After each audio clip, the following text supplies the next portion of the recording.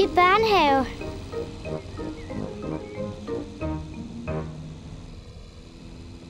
Gurli og Gustav skal i børnehave. Det er Gustavs første dag. Gustav, glæder du dig til at komme i børnehave? Far, tror du ikke, Gustav er lidt for lille til at gå i min børnehave? Det skal nok gå, Gurli. Der er jo både dig og hr. Dinosaurus til at holde ham med selskab. Disaurus.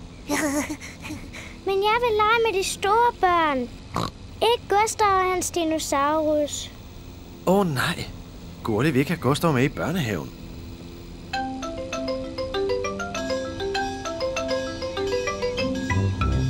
Så er vi her. Far, er du sikker på, at Gustav er stor nok? Ja, selvfølgelig. Okay, så lad gå da. Hej, hej.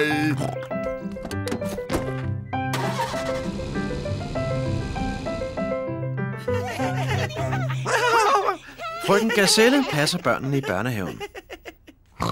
Hej. Det er min lillebror, Gustav. Goddag, Gustav. Nej.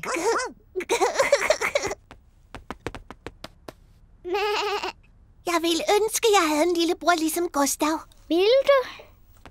Hejsa, jeg hedder Herluf Hund. Er det en dinosaurus? Det er bare en legetøjsdinosaurus. Disaurus. Fantastisk. Disaurus. Dinosaurus.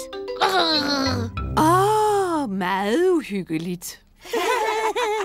Den er fantastisk. Gustav er min lillebror. Han er fantastisk. Gurli er stolt af sin lillebror Gustav. Skal vi ikke vise Gustav, hvordan vi maler? Gustav er ikke så god til at male. Jamen, så kan du måske hjælpe ham. Ja, jeg er ret dygtig. Jeg vil vise ham, hvordan man maler en blomst. Gustav, i dag vil jeg lære dig præcis, hvordan man maler en blomst. Først tegner du en stor cirkel. Nej, Gustav, det er den forkerte farve. Og så tegner du kronbladene. Gustav, det er den forkerte form. Så tegner du stilken af bladene. Perfekt! Gustav, det er jo fuldstændig forkert. Nå, hvad har vi så her? Jeg har malet en blomst. Det er sørme flot, Gurli.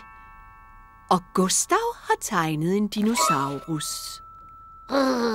Dinosaurus. Fantastisk. Jeg synes, vi skal hænge Gustav og Gurlis billeder op på væggen. Gurli, er du ikke rigtig stolt af din lillebror? Jo, det er jeg.